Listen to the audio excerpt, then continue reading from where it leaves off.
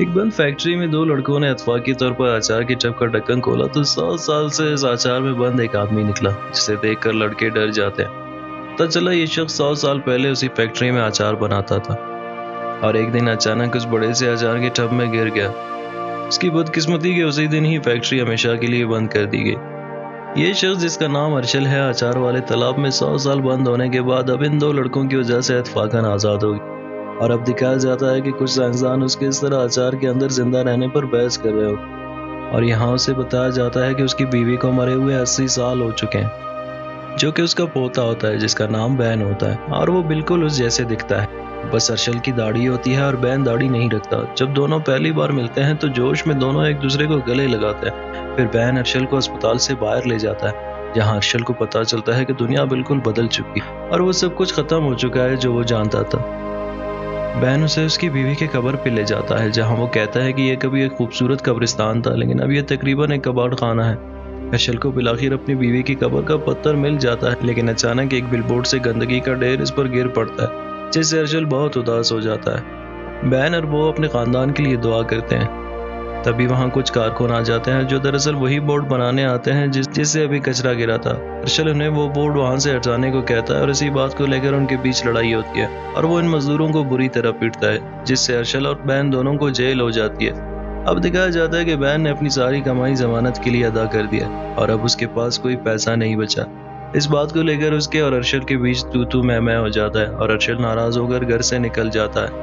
अब दिखाया जाता है कि अर्शल अपने अचार का कारोबार फिर से शुरू करना चाहता है, पर उसके पास कोई पैसा नहीं होता कि वो काम स्टार्ट कर सके। तो वो कचरे से चीज़ें उठाकर उनका अचार बनाने लगता है और कुछ ही अरसे में वो मशहूर होने लगता है। और एक दिन एक रिपोर्टर आकर उसका इंटरव्यू करता है और उसकी फैमिली के बारे में पूछता है। तो अर्शल यहाँ बैन के बारे में बुरा भला कहने लगता है। जब बैन ये इंटरव्यू देखता है तो उसे बहुत गुस्सा आता है और वो अर्शल को नीचा दिखाने के लिए उसके अचार को फूड अथॉरिटी से बंद करवाने के लिए कंप्लेंट करता है।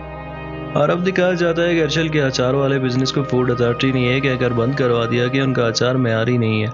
लेकिन तभी वहाँ यूनिवर्सिटी के दो स्टूडेंट्स जो फूड पर काम कर रहे होते हैं अर्शल को मशवरा देते हैं कि वो यूनिवर्सिटी में इंटर्नशिप करवाए, जिससे वो अचार भी बनाएगा और उसकी मार्केटिंग भी हो जाएगी।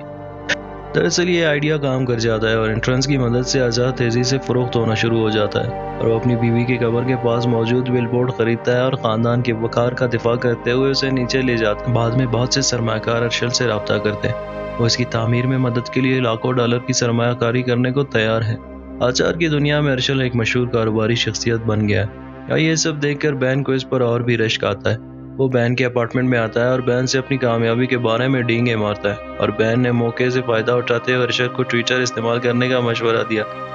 वो उसे कहता है कि इसे फॉलोअर्स हासिल करने के लिए ट्विटर का इस्तेमाल करना चाहिए ताकि वो अपने अचार को और बेहतर तरीके से फरोख्त कर सके। ये तजवीज़ अर्शल को बहुत पसंद आता है और वो अपने मैनेजर को कहता है कि उसके कुछ ख्यालात ट्विटर पर शेयर करे, पर उसके 100 साल पहले के जो ख्यालात हो वो औरतों की मौजूदा आज़ादी को मुतासिर करते हैं और उसके इन ख्यालात की वजह से लोग इसके खिलाफ प्रोटेस्ट करने लगते हैं। इससे भी बदतर बात यह है कि हुकूमत अर्शल को मुल्क बदर करना चाहती है क्योंकि वो उसे गैर कानूनी तारकीन वतन समझते हैं। अर्शल बैन के अपार्टमेंट में भाग कर आ जाता है और बैन उसे कनाडा फरार होने में मदद करने के लिए कहता है और बैन उस बात के लिए तैयार होता है और सरहद पर बैन उसे वो तमाम बातें बताता है जो उसने अर्शल के खिलाफ किए होते हैं। जब अर्शल को यह सब मालूम हुआ तो वो बैन को मारने लगता है और तभी वहाँ पुलिस आती है। पुलिस को देखकर अर्शल अपनी दाढ़ी शेव करता है और बैन की आईडी लेकर उन्हें अपना तारुफ बैन की तरह देता है। क्योंकि वो दोनों एक जैसे दिखते हैं तो पुलिस को इस पर शक नहीं होता।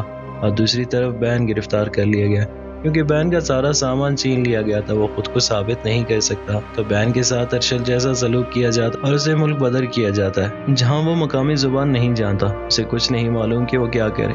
बेयारो मददगार वो चर्च जाता है। दरअसल वो अर्शल के साथ किए हुए अपने तमाम ज्यादतियों पर शर्मिंदा होता है और इत्तफाकी तौर पर अर्शल भी वही मौजूद होता है। तो बैन अर्शल से माफ़ी मांगता है और दोनों मिलकर अचार का कारोबार करने का फैसला करते हैं।